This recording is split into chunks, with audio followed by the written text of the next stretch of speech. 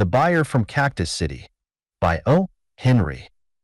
It is well that hay fever and colds do not obtain in the healthful vicinity of Cactus City, Texas, for the dry goods emporium of Navarro and Platt, situated there, is not to be sneezed at. 20,000 people in Cactus City scatter their silver coin with liberal hands for the things that their hearts desire. The bulk of this semi-precious metal goes to Navarro and Platt. Their huge brick building covers enough ground to graze a dozen head of sheep. You can buy of them a rattlesnake skin necktie, an automobile, or an $85, latest style, ladies' tan coat in 20 different shades. Navarro and Platt first introduced pennies west of the Colorado River. They had been ranchmen with business heads, who saw that the world did not necessarily have to cease its revolutions after free grass went out. Every spring, Navarro, senior partner, 55, half Spanish, cosmopolitan, able, polished, had gone on to New York to buy goods. This year he shied at taking up the long trail. He was undoubtedly growing older, and he looked at his watch several times a day before the hour came for his siesta. "John," he said to his junior partner, "you shall go on this year to buy the goods." Platt looked tired. "I'm told," said he, "that New York is a plumb dead town, but I'll go. I can take a whirl in San Antone for a few days on my way and have some fun." 2 weeks later, a man in a Texas full-dress suit, black frock coat, broad-brimmed soft white hat, and lay-down collar 3 to 4 inch high, with black, wrought iron necktie entered the wholesale cloak and suit establishment of Zizzbaum Son, on Lower Broadway. Old Zizzbaum had the eye of an osprey, the memory of an elephant, and a mind that unfolded from him in 3 movements like the puzzle of the carpenter's rule. He rolled to the front like a brunette polar bear and shook Platt's hand. "And how is the good Mr. Navarro in Texas?" he said.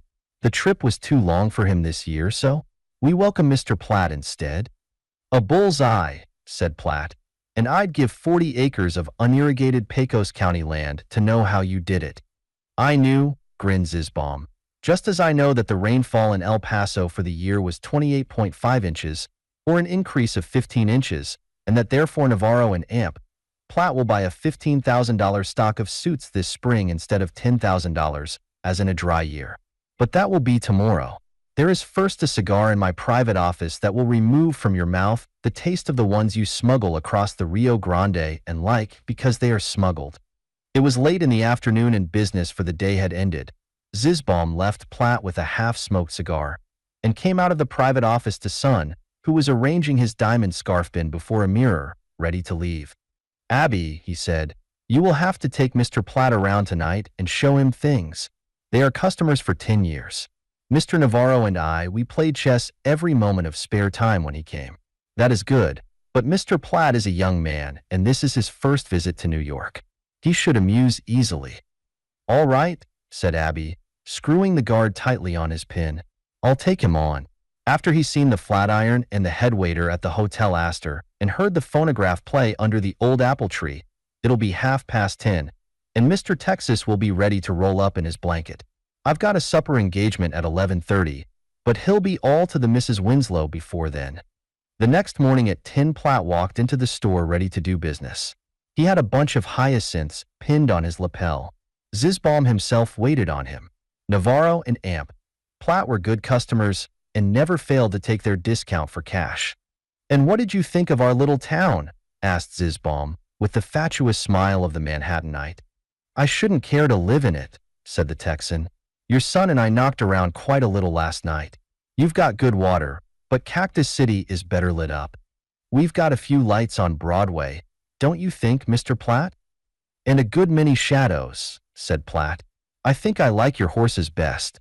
I haven't seen a crowbait since I've been in town."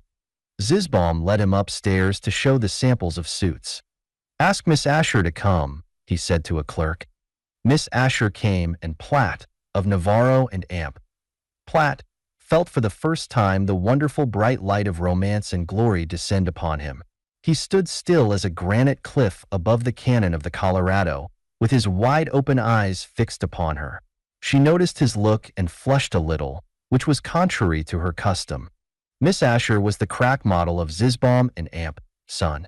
She was of the blonde type known as medium, and her measurements, even with the required 38-25-42 standard, a little better. She had been at Zizzbaum's 2 years and knew her business. Her eye was bright, but cool, and had she chosen to match her gaze against the optic of the famed basilisk, that fabulous monster's gaze would have wavered and softened first. Incidentally, she knew buyers. "Now, Mr. Platt," said Zizzbaum, "I want you to see these princess gowns in the light shades. They will be the thing in your climate.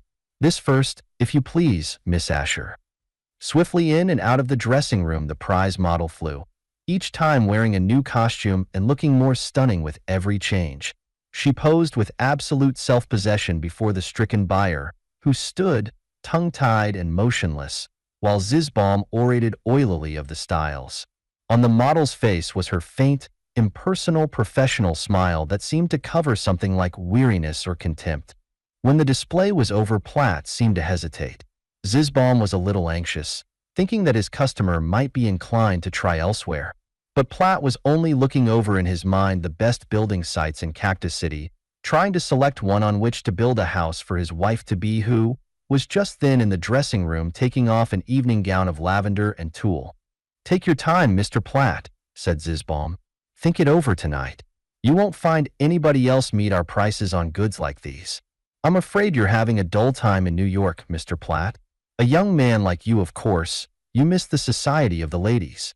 Wouldn't you like a nice young lady to take out to dinner this evening? Miss Asher, now, is a very nice young lady. She will make it agreeable for you."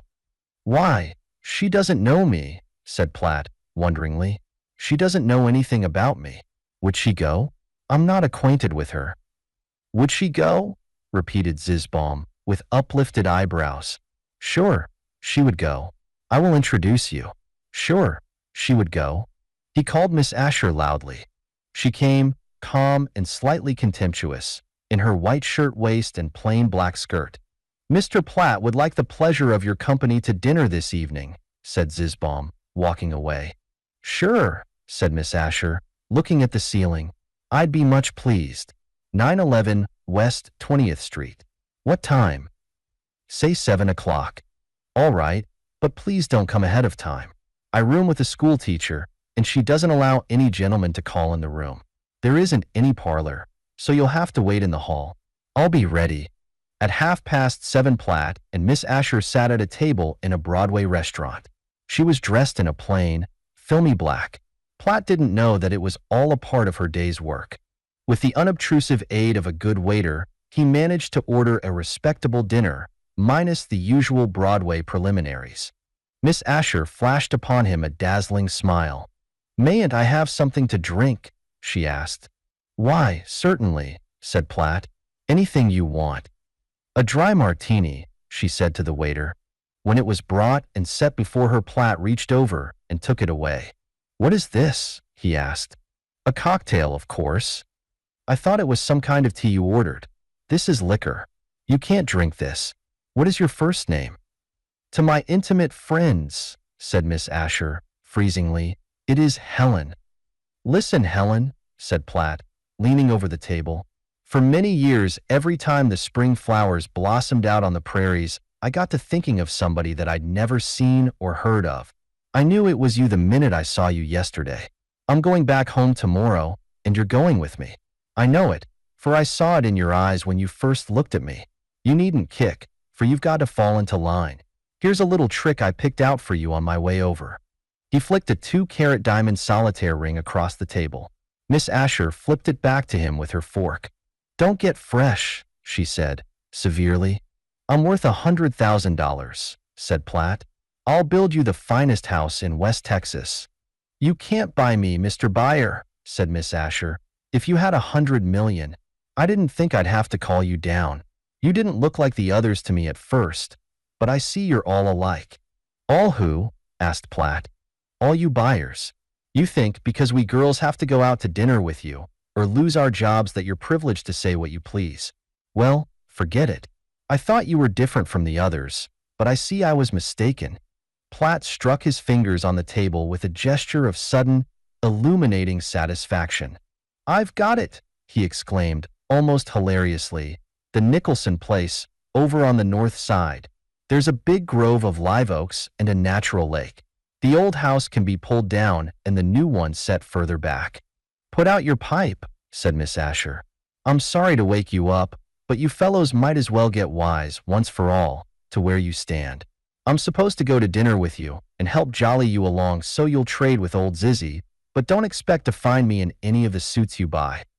Do you mean to tell me, said Platt, that you go out this way with customers, and they all talk to you like I have? They all make plays, said Miss Asher, but I must say that you've got 'em beat in one respect. They generally talk diamonds, while you've actually dug one up. How long have you been working, Helen? Got my name Pat, haven't you? I've been supporting myself for 8 years. I was a cash girl and a wrapper, and then a shop girl until I was grown, and then I got to be a suit model. Mr. Texas man, don't you think a little wine would make this dinner a little less dry? You're not going to drink wine anymore, dear. It's awful to think how. I'll come to the store tomorrow and get you. I want you to pick out an automobile before we leave. That's all we need to buy here. Oh, cut that out. If you knew how sick I am of hearing such talk. After the dinner, they walked down Broadway and came upon Diana's little wooded park. The trees caught Platt's eye at once, and he must turn along under the winding walk beneath them. The lights shone upon 2 bright tears in the model's eyes. I don't like that, said Platt. What's the matter? Don't you mind, said Miss Asher. Well, it's because, well, I didn't think you were that kind when I first saw you. But you were all like. And now will you take me home, or will I have to call a cop? Platt took her to the door of her boarding house. They stood for a minute in the vestibule. She looked at him with such scorn in her eyes that even his heart of oak began to waver. His arm was halfway around her waist when she struck him a stinging blow on the face with her open hand. As he stepped back, a ring fell from somewhere and bounded on the tiled floor. Platt groped for it and found it. Now, take your useless diamond and go, Mr. Buyer, she said. This was the other one, the wedding ring, said the Texan, holding the smooth gold band on the palm of his hand. Miss Asher's eyes blazed upon him in the half-darkness. Was that what you meant? Did you? Somebody opened the door from inside the house. Good night, said Platt. I'll see you at the store tomorrow. Miss Asher ran up to her room and shook the school teacher until she sat up in bed ready to scream, Fire! Where is it? She cried. That's what I want to know, said the model. You've studied geography, Emma, and you ought to know. Where is a town called Cactus City, I think they called it. How dare you wake me up for that, said the school teacher. Caracas is in Venezuela, of course. What's it like? Why, it's principally earthquakes and Negroes and monkeys and malarial fever and volcanoes. I don't care, said Miss Asher blithely. I'm going there tomorrow.